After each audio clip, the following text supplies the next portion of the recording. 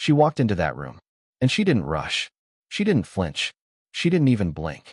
She set her folder on the table, pulled out her chair, sat down, and then she just looked at them. Every single person who had made her life harder than it ever needed to be was sitting right there, on the other side of that table, needing something from her. You could see it in their eyes. That look. You know the one. The look of people who've completely run out of moves. Oge had worn that look before, back when they were the powerful ones, back when they were the ones doing the deciding.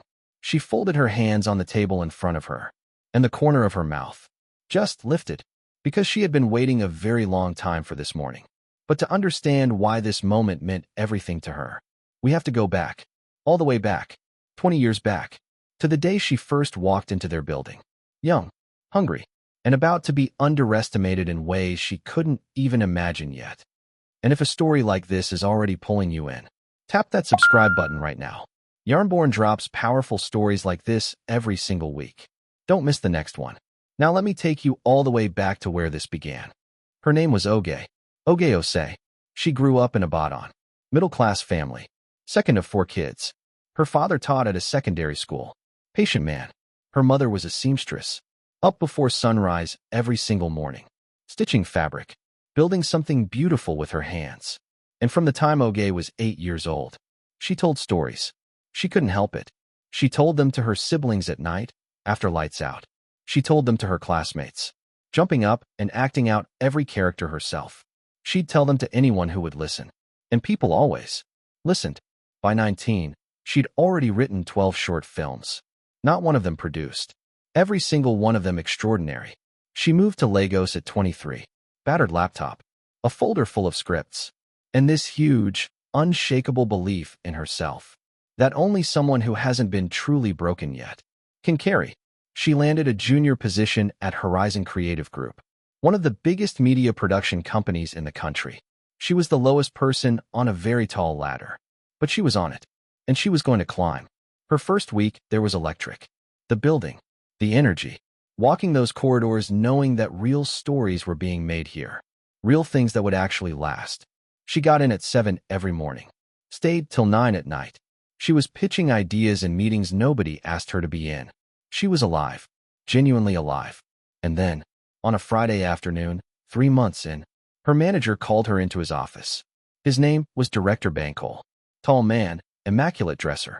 The kind of man who walks into rooms like he was born owning every single one of them. Oge sat across from him, notebook open, pen ready. She thought this was her moment. She'd worked hard. She'd delivered. She'd done everything right.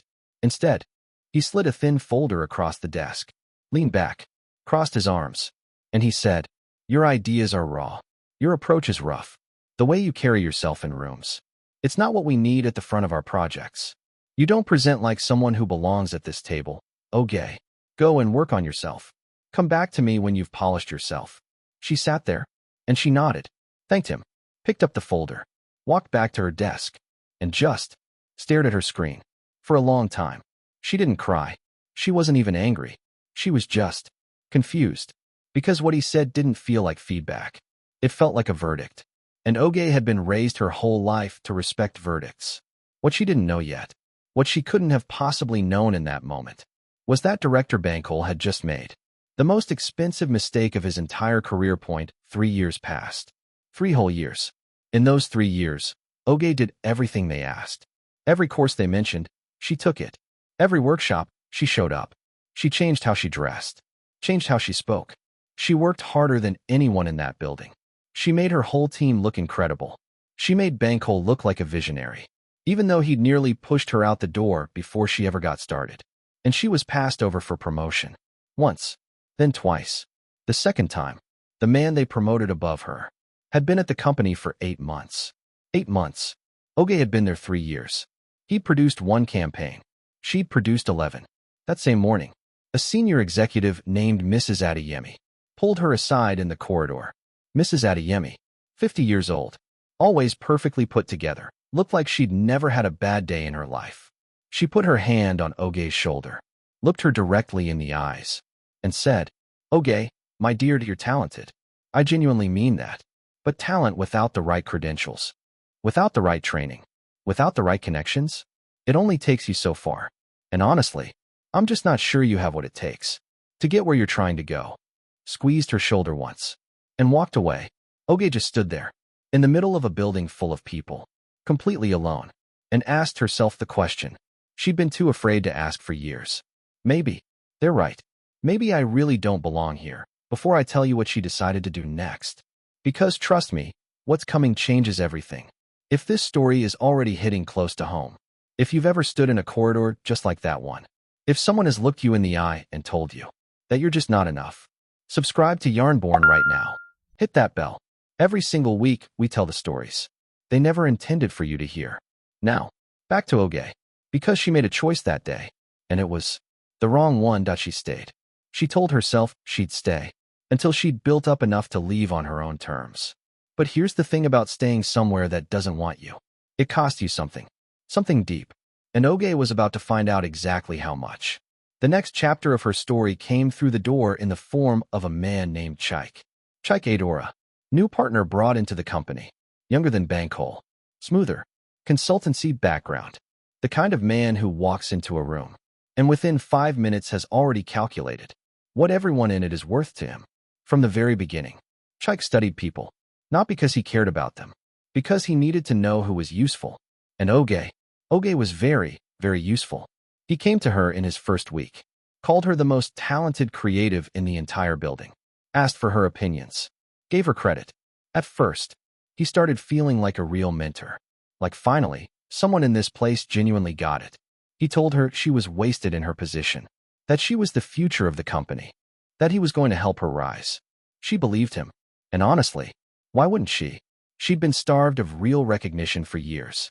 And here was someone who looked her in the eyes and actually saw her, or so she thought, because then, slowly, she started noticing things. Ideas she'd shared with Chike in confidence were showing up in his presentations to the board. Strategies she'd spent her weekends developing were being pitched to clients with his name on them. An entire content framework she'd built from scratch, appeared in an official company brief. His name on the cover, her name in the acknowledgments. The acknowledgments. She went to his office, closed the door behind her, put the brief down on his desk, and she said, "Chike, this is my work, my framework. Every single idea in this document came directly from our conversations. You sat at my desk and took notes while I built this, and then you put your name on it." He looked at the brief, then at her, leaned back in his chair, and said, "Oge, I know you put in work. I appreciate that. But there's a difference between having ideas and having the credibility to carry those ideas into the rooms that matter. The board doesn't want to hear from you. They want to hear from me. That's just the reality of where you are. And honestly, you're a good creative, a great one even. But leadership? That boardroom table? I just don't think it's for you. You're not the right fit. Not the right fit." Again, she left his office, walked straight to the bathroom, ran cold water over her hands, and stood at that mirror for a long, long time. And she thought, if one person says it, maybe they're just wrong. If two people say it, maybe it's just coincidence. But when it's everyone, when every single person, every single time, gives you the same answer, at some point you have to face the question, what if it's true? What if I've been wrong about myself all along? That question almost broke her. It followed her home, sat next to her at dinner, woke her up at 3 in the morning. She had carried other people's doubts for so long. They had started to feel like her own. And then one night, she opened her laptop. Not to work, not to check email. She pulled up the very first script she ever wrote. The one from when she was 19 years old. She read every single page. And when she reached the end, she sat back, and something in her just shifted, because she thought, no, I'm not wrong about myself. They are wrong about me. And I am done sitting in this building, waiting for people who will never see it, to finally see it. I don't need a seat at their table. I need to build my own. This is the moment. This is the exact moment where Oge's story stops being about survival and starts being about power. Before I tell you what she built next, drop a comment right now. Just one word. Build. If you've ever hit the point where you knew the only way forward was to create the path yourself, write it below. Let me see who's building in those comments. Now let me tell you what Oge did. She gave herself 90 days. Not to dream, to plan. First 30 days, She mapped every single contact she'd built in 7 years at Horizon. Not the ones who dismissed her.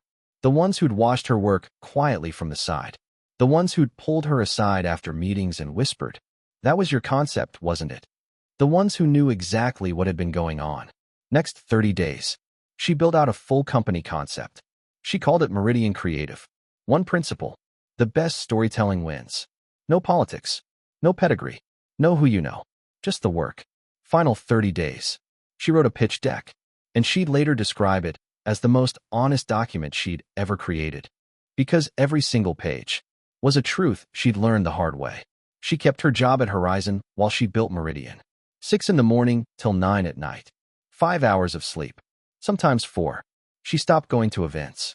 Stopped explaining herself to people who didn't get it. Her mom called every Sunday. "Oge, you sound exhausted." "I'm fine, Mom." "You are not fine. When are you going to rest?" "Not yet, Mom.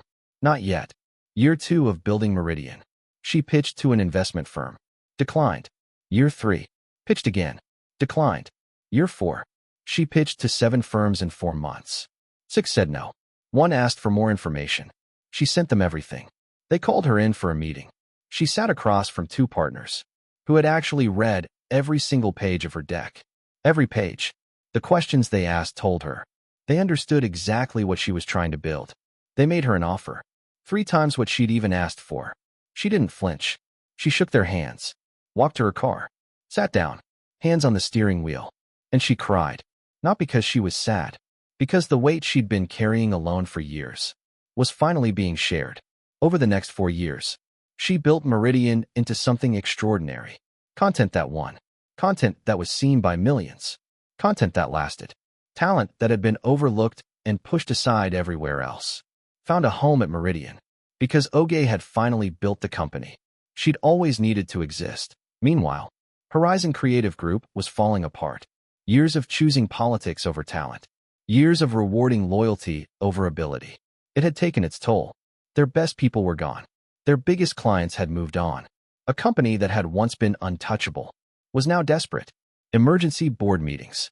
Consultants. Rebrands. Nothing worked.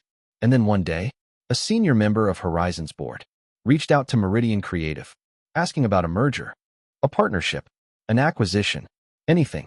The message landed in Oge's inbox on a Thursday evening. She read it once, read it again, and then she noticed something. The person who sent this email had absolutely no idea who she was. They didn't know that the woman who built Meridian was the same woman they had spent years telling. She wasn't qualified enough, wasn't polished enough, wasn't the right fit. She sat with that for 24 hours. She called her lawyer, called her CFO, and then she sat alone in her office, on the 22nd floor of the building she built, and she let herself feel all of it. All 20 years. Every closed door. Every verdict. Every not enough. She let it all the way through her.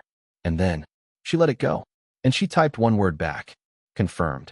The morning of the meeting, she woke up before dawn, made herself tea, sat at her window, watched the city come alive below her. She got dressed.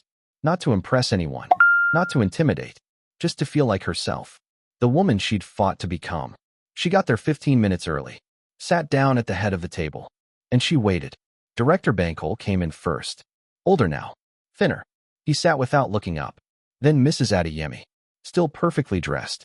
But her eyes had something in them Oge had never seen there before. Uncertainty. And then Chike. Last one through the door.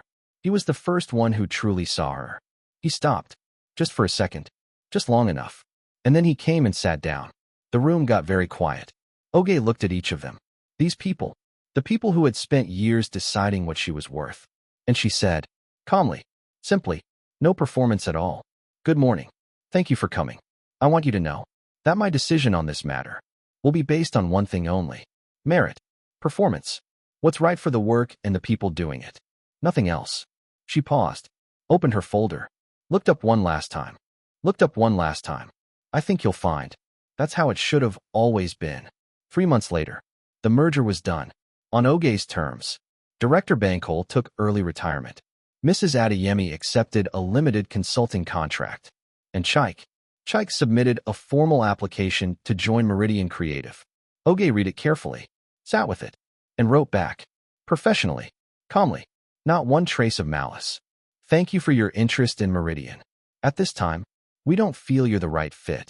She closed her laptop, got up, walked to her window, and for the first time in 20 years, she felt completely free. Here's what Oge's story teaches us. The people who told you no, they weren't seeing your future.